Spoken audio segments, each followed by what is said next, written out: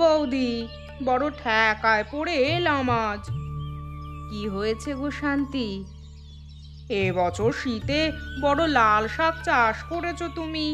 ইয়ে, ঘরে আজ রান্নার কিছু নেই গো, যদি একটু দিতে বড় ভালো হতো। তা কষ্ট করে চাষ করেছি, এবছর বীজের দাম ছিল চড়া, আর বিক্রির সময় বাজারে দাম পাচ্ছি না। ঠিক আছে, তুমি যখন বলছো অল্প করে নিয়ে যাও, আমি তো কোনোদিন তোমাকে না বলিনি, তবে আমার দিকটাও একটু দেখো। তুমি তো একা মানুষ, চাষবাস করছো, বাজারে বিক্রি করছো, সুখে বেঁচে আসো, আমি আর কি দেখবো বলো? সেরকম দেখতে গেলে তোমারও তো স্বামী আছে, আর আমি অভাগা বিধবা মানুষ। ঠিক আছে বৌদি, তুমি বলো না আমি তোমার কি উপকার করতে পারি। এবার তো তোমার চাল উঠেছে ভালো, আসলে শাকের দাম পাচ্ছি না বাজারে, তো তাই তুমি যদি আমাকে দুদিন খাবার মতো চাল দিতে। আচ্ছা, আজ দিতে হবে না, তবে তুমি দুদিন পর দিও, তাতেই হবে। এর এমন কি কথা, বিপদে মানুষই তো মানুষের পাশে থাকে, তাহলে চালের মতো সমান পরিমাণে আমাকে একটু বেশি করে দিও শাক। ওই যে ওইখানে ক্ষেত, তোমার যতটা ইচ্ছা নিয়ে যাও। এই সুযোগটাই তো খুঁজছিলাম, দেখাচ্ছি মজা।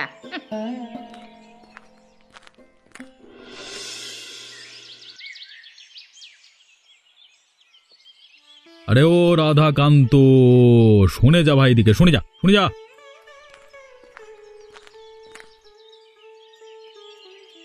হ্যাঁ হ্যাঁ বাবু বলুন। এবছর শীতটা তো ভালোই পড়লো, ব্যবসাপাতির বাজার মন্দা যাচ্ছে, নতুন কিছু ভেবেছিস? বাবু, আমাকে আপনি ম্যানেজার করে রেখেছেন ঠিকই, কিন্তু আসলে বুঝতে পেরেছি গিরিশ, এই গ্রামের লোকে বদমাইশি করছে, তাই তো? তোর বুদ্ধির জন্যই আমি তোকে ম্যানেজার করেছি, আমার তোর উপরে পুরো ভরসা আছে। নতুন কিছু উপায় থাকলে বল, ব্যবসা করে সারা জীবন খেয়েছি, নতুন নতুন ব্যবসা না করলে বাঁচবো কি করে? আমাদের খেজুর গুড়ের ব্যবসাটা তো ভালোই চলছে, তাছাড়া আরো একটা উপায় মাথায় আছে, কিন্তু কিন্তু কি? আসলে আপনি হয়তো ভাবতে পারেন যে আমি নিজের লাভের জন্য বলছি। আরে খুলেই বল না, কি হয়েছে? আমার মা অনেক লাল শাক চাষ করেছে, কিন্তু এখানের বাজারে দাম পাচ্ছে না। আরে ঠিক বলেছিস তো, এ কথাটা তো আমার মাথাতেই আসেনি। এখন শীতকালে লাল শাকের ব্যবসা করলে তো জমে যাবে। কিন্তু গ্রামের সত্যি বলতে দাম পাওয়া যাচ্ছে না, বীজের দাম পর্যন্ত উঠছে না ঠিক করে। আরে গ্রামের নিকুচি করেছে, শহরে চালান দেব।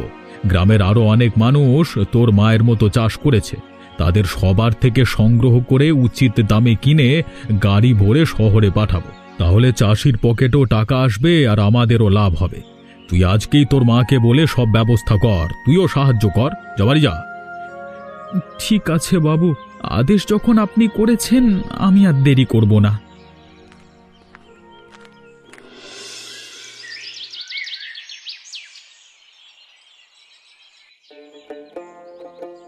বাহ, বেশ বাঘা রান্না করেছো তো আজকে, এমন জিনিস কোথায় বাগালে?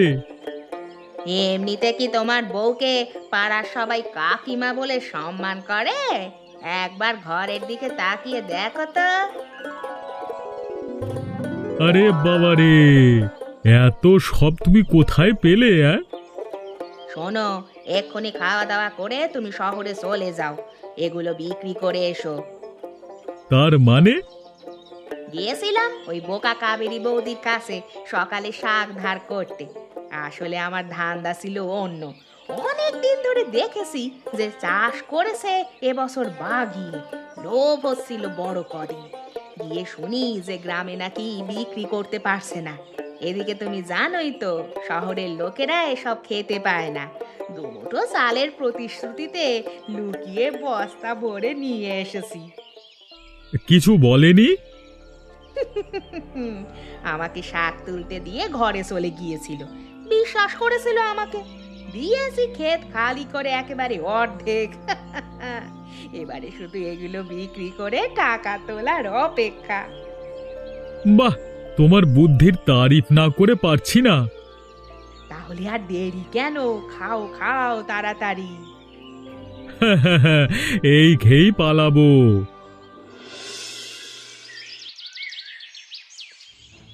মা, তুমি কোথায়? এইদিকে আসো মা। কি হয়েছে বাবা? এটা কি হয়েছে? আরে হায় হায়, আমার শাকের কি হলো? তার মানে তুমিও জানো না কার এত বড় সাহস আমার ঘরের সামনে থেকে শাক চুরি করে নিয়ে যায়? আরে সকালবেলায় ওই শান্তি এসেছিল, জানিসই তো ওর চেয়ে খাওয়া স্বভাব। আমাকে চাইলো, আমিও সাদা মনে বললাম বাজার মন্দা চলছে, বাবুর কাছে তোর মাইনে হতেও বাকি আছে, তাই ঘরে চাল কমে আসছে, দুমুঠো চাল দুদিন পর নেব, তাই দুটো শাক নিয়ে যাও। আর তারপর তুমি কি করলে? আমি নিজের কাজে চলে গিয়েছিলাম। তুমি এখন বুঝতে পারছো আমি তোমার উপর কেন রাগ করি? তুমি নিজের কাজে চলে গেছো আর আমাদের এত স্বাদের সব জিনিস চুরি করে নিয়ে চলে গেছে। আমি জানি ওই শান্তি কাকিমা 1 নম্বরের চোর। নিজেদের চালের চাষ আছে, তারপরেও লোকের ঘরে গিয়ে জিনিসপত্র চুরি করা স্বভাব ওর। আমি তো এতদিন লোকের মুখে শুনেছিলাম, কিন্তু আজকে তো পরিষ্কার দেখতে পাচ্ছি রে। তুমি কত বড় ক্ষতি করলে তোমার আন্দাজ আছে? ক্ষতি আর কি হয়েছে? এ জিনিসের কি আর দাম দেবে গ্রামে কেউ? আজকে বাবুর সাথে কথা হয়েছে শহরে পাইকারি দরে শাক পাঠানোর জন্য, সেজন্য আমি তাড়াতাড়ি এসেছিলাম। কালকে থেকে ব্যবসা শুরুর তোড়জোড় করছে বাবু। এখন শুধু তুমি আমাদের ক্ষতি করলে না, বাবুকেও সমস্যার মধ্যে ফেললে। আমি জানি না তুমি কি করবে।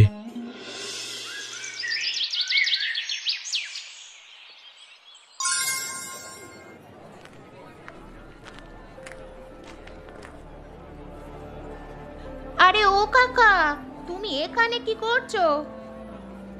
কে রে ফুলমণি, তুই আবার এখানে কোত্থেকে উদয় হলি? আমার কাজই তো বাজার বাজার ঘুরে জিনিসপত্র কেনা বেচা করা, কিন্তু তোমাকে তো কোনোদিন এই রাস্তায় দেখিনি। কি দাও মারতে এসেছিলে বলো তো? হাতে অনেকগুলো টাকা দেখলাম যে। দাদা ফ্যাচ ফ্যাচ করিস না বেশি, আমি আমার চাল বেচতে এসেছিলাম। কাকে বোকা বানাচ্ছ কাকা? তোমার বউ তো লোক ঠকিয়ে ঠকিয়ে গ্রামে চোর কাকিমার নাম কামিয়েছে, এখন তুমিও দেখছি বউয়ের রাস্তায় গেছো। মুখ সামলে কথা বল কিন্তু। না হলে কি করবে? সবজির বাজারে তুমি চাল বেচতে এসেছো, আমার সাথে মামদোবাজি, তার উপরে আবার এই শাক দোকানের সামনে দাঁড়িয়ে আছো। দেখ, আমি যদি 2 টাকা কামিয়েই থাকি, আমাকে দেখে হিংসা করছিস কেন? দিনে 10টা বাজার ঘুরে আমি 4টে টাকা রোজগার করতে পারছি না, আর তুমি দেখছি 1 বান্ডিল টাকা পকেটে ঢুকালে। ও, এবারে বুঝতে পারছি তোর পরিষ্কার হিংসে হচ্ছে। যা করছো ভালো করছো না কাকা, তোমাকে এসব হিসাব চুকাতেই হবে, এই আমি বলে গেলাম। হ্যাঁ,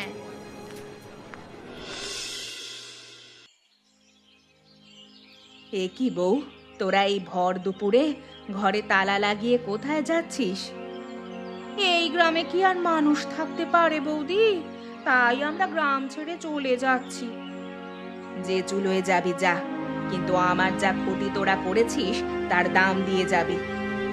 কি বলছো কি তুমি বৌদি? আমার বউ একটা মশা মারতে গেলে ভয় পায় আর তোমার ক্ষতি করবে? আহা, যেমন বউ তার তেমন মরদ। তোমার বউ কি ফুলের তৈরি নাকি? সারা গ্রামে চোর বলে তার বদনাম আছে। আমি ভরসা করেছিলাম, আমার সব ক্ষেত উজাড় করে এসেছে। এখন যে বলেছিলে চাল দিবে, সে চাল কোথায়? তোদের অত চাল ছিল, কোথায় গেল? আমাদের দেনার দায়ে সবকিছু শেষ হয়ে গেছে, তাই আমরা সব বিক্রি করে দিয়েছি। তোদের নামে আমি বাবুর কাছে নালিশ করব, তোরা আমার সাথে প্রতারণা করেছিস। তোমার বাবুর হাত যতদূর যায় তার থেকে অনেক দূরে আমরা যাচ্ছি গো। এখন আর তোমার বাবু আমাদের কিচ্ছু করতে পারবে না। হ্যাঁ, চলি।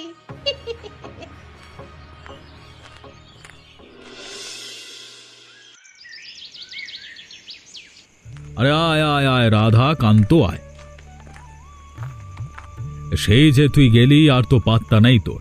আরে দরজাটা তাড়াতাড়ি বন্ধ করে দে, ঠান্ডা ঢুকছে। এবছর যা ঠান্ডা পড়লো। চাকাবি? বাবু আমাকে ক্ষমা করে দিন। কি হয়েছে রে?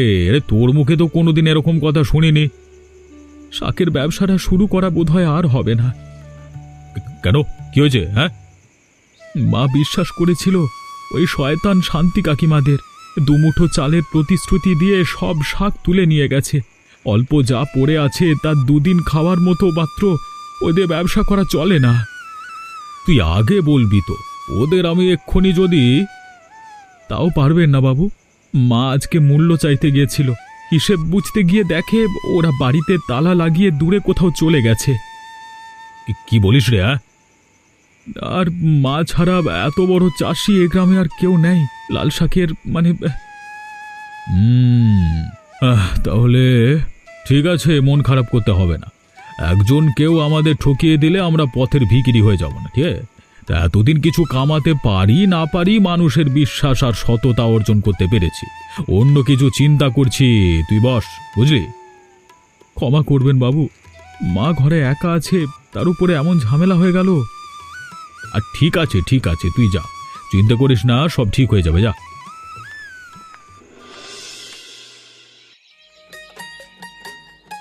ঘর পছন্দ হয়েছে তোমার? একজন সবজিওয়ালিকে কেউ এত সম্মান দেবে সেটা ভাবতে পারিনি মাস্টার মশাই। আরে তুমি এখনো আমাকে মাস্টার মশাই বলছো? আমি তোমার স্বামী। আসলে পুরো ব্যাপারটা কিভাবে যে ঘটে গেল এখনো ঠিক বিশ্বাস করতে পারছি না। সমাজে মানুষের মধ্যে একটা খারাপ ধারণা আছে যে যারা সবজি মাছ এসব বিক্রি করে তাদের নিয়ে ভদ্র মানুষ সংসার করতে পারে না, তারা নাকি খারাপ হয়। কিন্তু মানুষের আসল ব্যবহারটা যে তার মনে, সেটাই ভুলে যায়। আসলে গ্রামে এত খারাপ মানুষ দেখেছি, তাই আমিও ঠিক বিশ্বাস করতে পারিনি যে তোমার মতো ভালো লোকও আছে। ওই খারাপ মানুষ তো আমার চোখে পড়ে না। সারাদিন তুমি স্কুলে বাচ্চাদের নিয়ে থাকো, তাই চোখে পড়ে না। এদিকে একজনের কথা তো আমি ভুলতে পারি না। কার কথা? অনেক দিন হয়ে গেল শান্তি কাকিমা আর হরিপদ গ্রাম ছেড়ে চলে গিয়েছে, কিন্তু আমি আসল কারণটা কাউকে জানাতে পারিনি। কি আসল কারণ? ওরা শহরে নিশ্চয়ই কোনো ধান্দা খুলেছে। কেউ যদি বিশ্বাস করে শহরে গিয়ে উন্নতি করতে চায় তাহলে তাতে খারাপ কি? খারাপ কিছু নেই, কিন্তু সেই ব্যবসার পুঁজিটা লোক ঠকিয়ে জোগাড় করাটাই তো খারাপ। তোমার কেন মনে হচ্ছে ওরা লোক ঠকিয়েছে? আমি শহরে একদিন ওই হরিপদ কাকাকে স্পষ্ট দেখেছিলাম বাজারে এক বান্ডিল টাকা পকেটে ঢোকাচ্ছে। এখন গ্রামের মানুষকে না ঠকালে টাকা পাবে কোথায় বলো তো? তাই নাকি?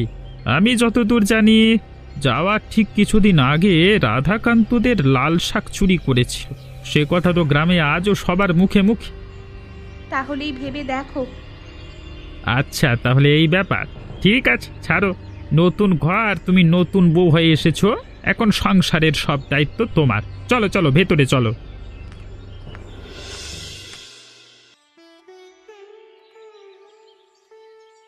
আমার কি সৌভাগ্য আপনি স্কুলে এসেছেন। আরে ভুলে যেও না নরেন, শিক্ষাই আমাদের ভবিষ্যৎ। তুমি আমাদের গ্রামের ভবিষ্যৎ প্রজন্মকে তৈরি করছো, আর আমি না আসলে হয়? আপনাদের আশীর্বাদ আছে তাই হচ্ছে। কোনো জরুরি কাজ আছে বাবু? আমি অন্য বছরের মতো এবছরেও কিছু টাকা অনুদান দিতে চাই, নতুন বছর শুরুর আগে। আরো ভালো করে স্কুলকে বড় করো। কিন্তু আমি যতদূর জানি এবছর আপনার ব্যবসা ভালো চলেনি। আরে ঠিক আছে, ব্যবসার ধর্মই হচ্ছে এক বছর ভালো হওয়া, এক বছর খারাপ। টাকাগুলো রাখো তুমি। আপনার এত সমস্যার মধ্যেও আপনি যখন স্কুলের কথা ভেবেছেন, তখন আমি একটা কথা জানাতে চাই আপনাকে। কি কথা? কালকে আমার বউ ফুলমণি বলছিল যে শহরের বাজারে নাকি ও একবার হরিপদকে দেখেছিল, মানে ওরা বাড়ি ছেড়ে যাওয়ার ঠিক আগেই। হাতে নাকি অনেক টাকা ছিল। কি বলছো কি তুমি? মনে হচ্ছে যে আপনার ব্যবসা পরিকল্পনা করে খারাপ করেছে ওরা। আচ্ছা, তাহলে তো একটু খোঁজ নিয়ে দেখতে হচ্ছে। ঠিক আছে মাস্টার মশাই, তুমি তোমার পড়াশোনার দিকে নজর দাও, আমি বাকিটা দেখছি। আমাকে জানানোর জন্য ধন্যবাদ।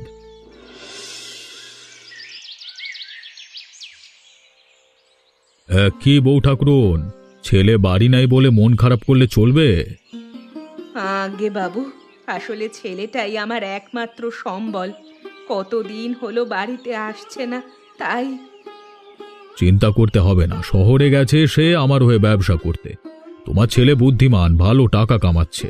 ওর এ মাসে টাকাটা আমি দিতে এলাম তোমাকে, তোমার সংসার খরচে লাগবে। আর কয়েকদিনের মধ্যেই তোমার ছেলে ফিরে আসবে, চিন্তা করতে হবে না।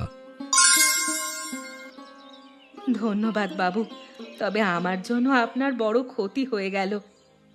আরে না না, কেউ যদি পাপ করে তবে তার শাস্তি তো তাকে পেতেই হবে। তুমিও চলে যাচ্ছ না এই দুনিয়া থেকে, আর আমিও যাচ্ছি না। সবাই আমরা এখানেই আছি।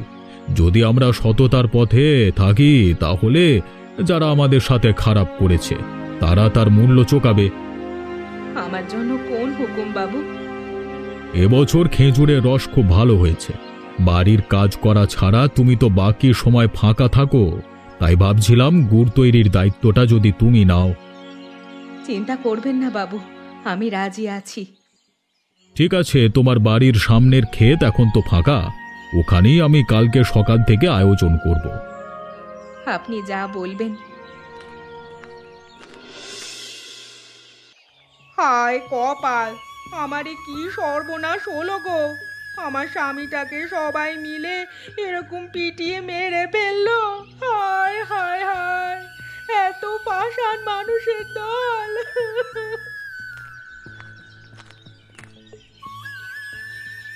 কি হয়েছে এখানে? এত লোকের ভিড় কেন?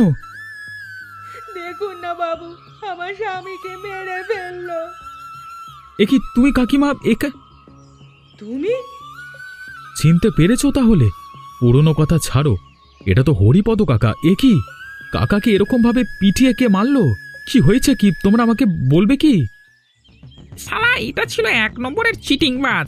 আমাদের এখানে বাজারে এসে কিছু টাকা দিয়ে একটা দোকান নিয়ে বসেছিল কদিন।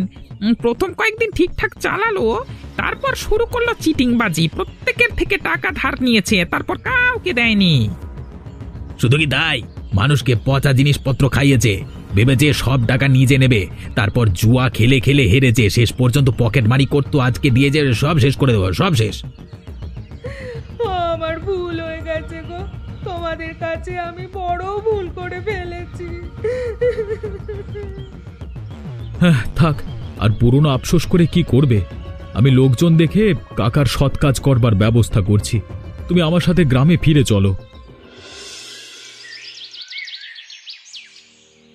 তুই একে কোথায় নিয়ে এলি রাধাকান্ত? এই আপদটাকে আবার তুই জুটিয়েছিস? বিদায় হয়েছিল, ভালো ছিল। আরে তোমরা কথা তো শোনো। হরিপদ কাকা চিটিংবাজি করতে গিয়ে লোকের হাতে পেটানি খেয়ে মরেছে কালকে। এই অবস্থায় আমি কাকিমাকে কোথায় রেখে আসতাম ওই শহরে, তাই নিয়ে এসেছি। ও ভুল করেছে, কিন্তু আমরা ক্ষমা না করলে আর কোথায় যাবে? আমি বলেছিলাম চিটিংবাজি করো না। আমাকে সেদিন বাজার ভর্তি লোকের সামনে অপমান করেছিল ওই শয়তানের বাচ্চা হরিপদ। তুই মরবি শান্তি কাকিমা, ওই বুড়োর সাথে তোরও মরণ হলে ভালো হতো। একদম ঠিক কথা বলেছিস তুই। এই গ্রাম আমাদের, এখান থেকে একবার চোর, ছিনতাই, চিটিংবাজের দল চলে গিয়েছিল, আবার এসে জুটেছে। এখানে আমরা পরস্পরকে বিশ্বাস করে বেঁচে থাকি। তোর মতো এক কথা বলে অন্য কাজ করে লোক ঠকাই না। না না রাধাকান্ত, আমি তোর কোনো কাজে মানা করি না, কিন্তু এতটাও মন ভালো হওয়া ঠিক নয়। যে সাপ ঘর থেকে চলে গেছে সেই সাপকে দুধ কলা দিয়ে আর ঘরে তোলার কোনো মানে হয় না। শেষবারের মতো ক্ষমা করে দেওয়া হোক না। বাবু, আমার কথাটা রাখুন, তোমরা সবাই আমার কথাটা রাখো। তুমি সবকিছু জেনেও এমন বলছো? ঠিক আছে, মাস্টার মশাই যখন রাধাকান্তর কথায় সায় দিয়েছে তখন তাই হবে। তবে এটাই কিন্তু শেষবার। এই তোমরা ভালো করে করো গো, বাবুর কাজ একদম ফাঁকি মারবে না তোমরা।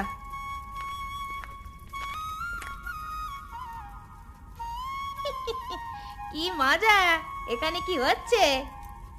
কেন, কি হচ্ছে দেখতে পাচ্ছিস না চোখে? শাক, আরে আরে লাল শাক আমি দিয়েছিলাম তোকে। ধর হিসেব হিসেব হিসেব। মনে পড়েছে আমার বর মরেছে, সব হিসাব চুকে গেছে। তুই তুই কেন আবার উঠলি রে? কত লাল শাক উঠেছে। বউ, বউ তুই কি পাগল হলি? কার সাথে কথা বলছো মা? ওই দেখ না, তোর শান্তি কাকিমা কেমন পাগলের মতো ব্যবহার করছে। কি হয়েছে কাকিমা, তুমি আমাকে চিনতে পারছো না? গুড় ফুটছে কেন? মিষ্টি কেন? সব সবকিছু তেতো থাকার কথা ছিল। আমার জীবনে পাপের ফলে সবকিছু তেতো হয়ে গেছে। নির্ঘাত পাগল হয়ে গেছে। শহরের একটা ডাক্তার ডেকে দেখাতে হবে বাবুকে বলে। ওই গুড়ের আগুনের ভেতর লাল লাল শাক। আমার স্বামী ওরকম ভাবেই পুড়ে যাচ্ছিল, ওরকম লাল রক্ত বেরোচ্ছিল যখন সবাই ওকে পেটাচ্ছিল ধরে। ওই ওই আমায় ডাকছে। ওরে ওরে ধর রে ওকে, কে কোথায় আছিস? মরবে রে, মরবে আগুনে পড়লে।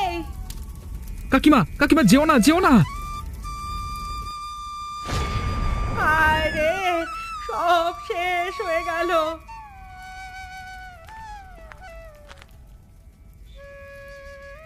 কি হয়েছে?